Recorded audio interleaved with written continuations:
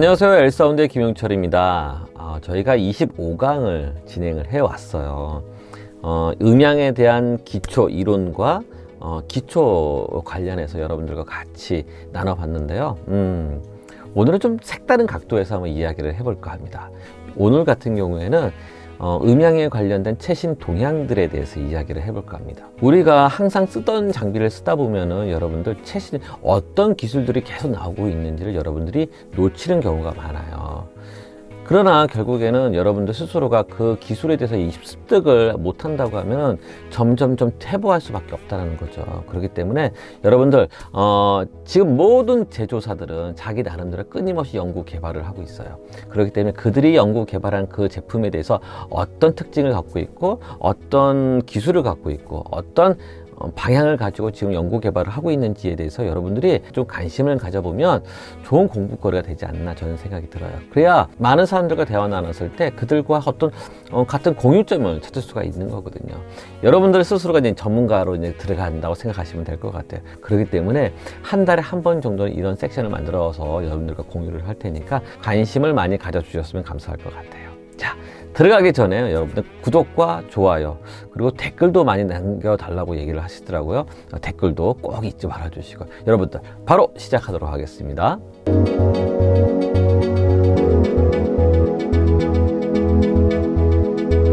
제일 먼저 볼 장비는 뭐냐면 메이어 사운드의 울트라 X40라는 제품이에요. 모양은 이런 식으로 생겼고요.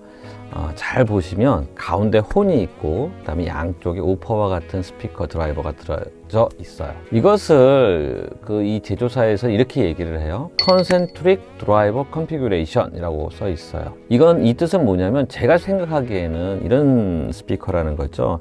양쪽에 혼이 있고 가운데에 혼이 있어요. 그리고 이렇게 움푹 파여져 있거든요. 이 부분이. 그러니까 이 소리와 이 소리 잘 이렇게 집중화 시켜 가지고 앞으로 잘 전달할 수 있게끔 하는 그런 스피커가 아닌가 저는 이렇게 생각하고 있거든요. 그래서 이런 제품들이 꽤 많아요. 여러분들 이렇게 보시면은 특히 라이너레이 같은 경우에는 방향성을 지진성을 좋게 만들기 위해서 이렇게 만드는 걸로 알고 있거든요. 여러분들 한번 공부를 해보시면 좋을 것 같아요. 더 많은 정보가 있으면 여러분들 보내주세요. 저도 배우고 싶어요. 네.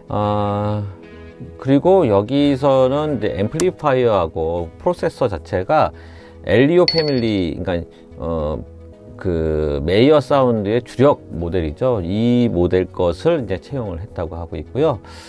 그다음에 요거의 특징이 뭐냐면, 그러니까 로터블 혼이래요. 이 가운데 혼을 90도로 이렇게 왔다 갔다 바꿀 수가 있어요. 그래서 그 커버리지, 다이렉셔널 캐릭터리스틱을 방향성을 이렇게 해도 잡을 수도 있고 이렇게도 잡을 수도 있다라는 거죠. 이런 장점이 있다라는 거를 좋을 것 같아요. 아까도 얘기했듯이 가운데 혼을 3인치 다이어프램 하이 프리퀀시 컴프레션 드라이버를 사용하고 있고요. 그 다음에 양쪽에는 듀얼 8인치 네오디움 마그네틱 드라이버예요. 그러니까 이제 그 자석 성분 자체가 네오디움을 쓰고 있어요. 자, 그리고 또 뭐가 있을까요? 이제 커버리지가 보면은 110도, 50도 이렇게 잡고 있는데 이거를 이제 바꿀 수가 있다는 거죠. 버티칼을 110도를 잡았다는 거를 허리젠털로 110도로 만들 수가 있다는 그런 장점이 있습니다. 자, 그리고 마지막으로 이 제품은 왜냐면 이제 드라이버가 3개 있기 때문에 3채널 D클래스 앰플리파이어를 갖고 있어요. D클래스라는 거는 여러분들 잘 아실 거예요. 뭐 클래스 앰프의 그 종류가 여러 가지가 있거든요. A급, AB급, C급, D급. 여기서 같은 경우는 D급 증폭기를 사용하고 있다는 건데 이 D급 증폭기라는 건 나중에 좀 설명을 할 필요는 있을 것 같아요. 왜냐면 정말 뛰어나거든요. 왜냐면 그 시그널 자체를 증폭을 시킬 때 어떻게 하냐. 그러니까 저희 방송국 같은 경우에는 그러니까 이거를 이제 PWM, 그러니까 Pulse Width Modulation 이라고 하거든요. 또 다른 말로 하면 Pulse 듀레이션 모듈레이션, 뭐 이거 PDM이라고 하기도 하고 PWM 얘기를 하기도 해요. 근데 어쨌든 그 프로세서의 그 공간을 좀 더 이제 효율화 시키는, 디지털화 시킨 거죠.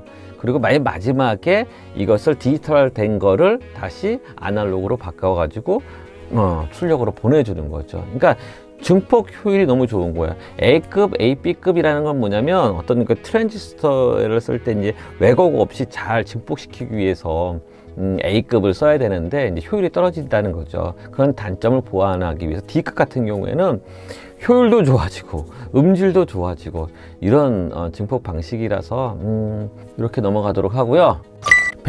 아비드사의 벤뉴 S6L 16C라는 모델을 잠깐 설명드리도록 할게요. 여러분 잘 아시죠? 아비드사의 벤뉴 프로툴 잘 아실 텐데 옛날에 제가 알기로는 S6L 이 모델이 48채널짜리가 나왔을 거예요. 작년에 제가 보고 갔거든요, 코바 때. 근데 요것을 컴팩트 사이즈가 나왔나 봐요. 서페이스 자체가 이제 컴팩트하다라는 거죠. 그냥 좁다라는 거죠. 16패더가 들어갈 수 있게끔 되어 있는 장비고요.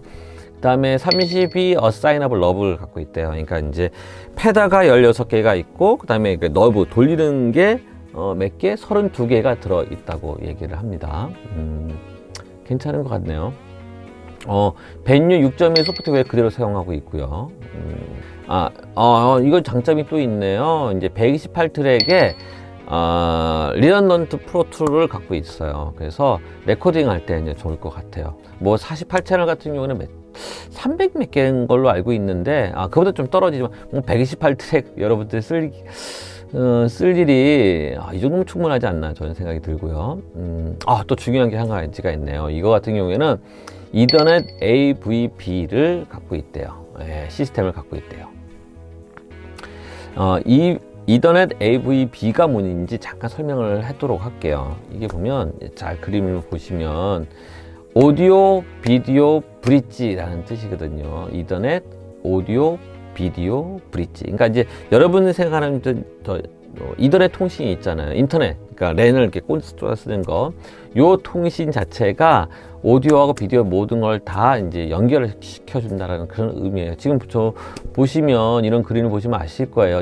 이것을 가지고 가운데 중심에 이더넷 스위치를 놓는 거죠. AVB용 스위치를 놓고요. 그 다음에 그 스위치를 통해서 여러 가지 레코드라든지, 그 다음에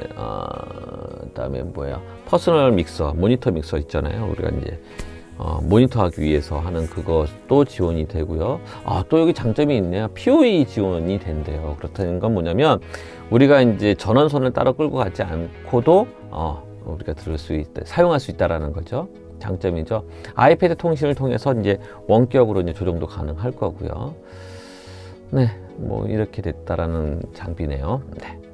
새로운 용어니까 여러분들 한번 익숙해지면 좋을 것 같습니다. 자, 요 장비를 한번 봤으면 좋을 것 같아요. 야마에서 나온 리베이지 PM 모델이 있죠. 자, 리베이지 PM 같은 경우에는 발음 똑바로 했는지 모르겠지만 어쨌든 간에 지금 여기서 나오는 거는 뭐냐면 펌웨어 자체를 업그레이드를 했대요. 펌웨어라는 건 무슨 뜻이냐면 믹서 안에도 여러 가지 소프트웨어들이 이제 들어가 있거든요. 그러니까 장비 안에 있는 소프트웨어라 생각하시면 될 것 같아요. 예, 이 펌웨어가 이제 업데이트가 돼가지고 작년에가 2.5가 있었던 것 같은데 야마 버전 3가 지금 나왔다고 하네요.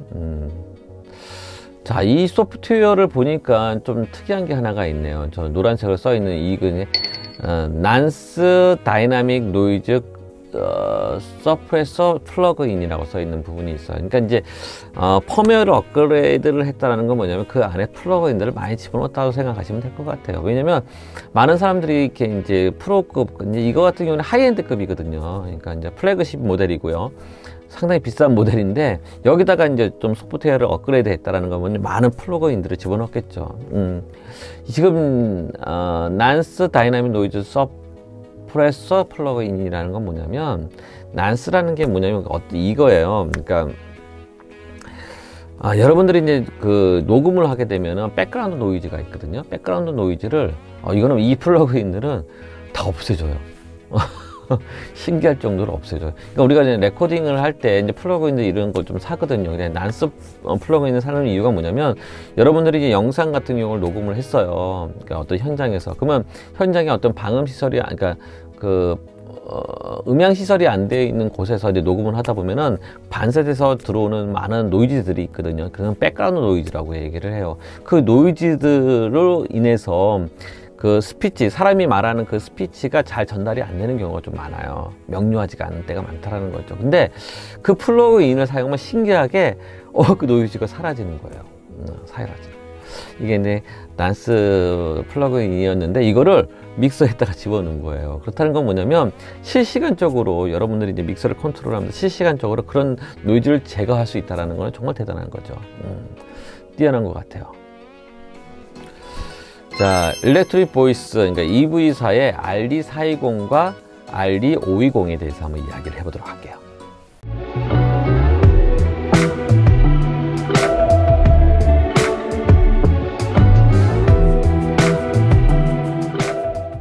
자, 이거 같은 경우에는 콘덴서 마이크고요. 좀 특이한 거는 뭐냐면 멀티 스테이지 팝 필터가 들어가 있대요. 멀티 스테이지 팝 필터.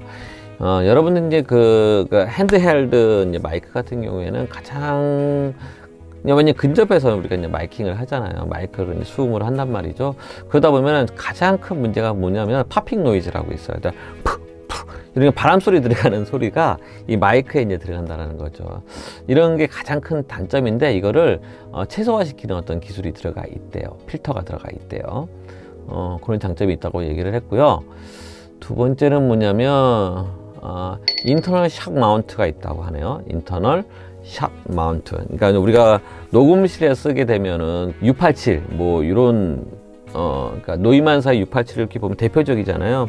가운데 이제 꽃 모양처럼 생긴 어떤 게 지탱해주는 이런 부분인데 이거를 샥 마운트라고 얘기를 해요. 근데 이거는 이 마이크 같은 경우 내부 안에다가 이 샥 마운트를 집어넣었다고 하네요. 그러니까 어떻게 손에 들고 얘기를 할 때 생기는 어떤 노이즈가 많이 줄어들었다라고 얘기를 합니다.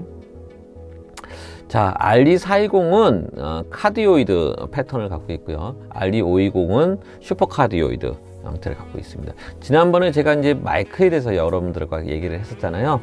이해가 되시죠? 네. 이렇게 되어 있는 제품이라고 얘기를 합니다. 신제품이에요.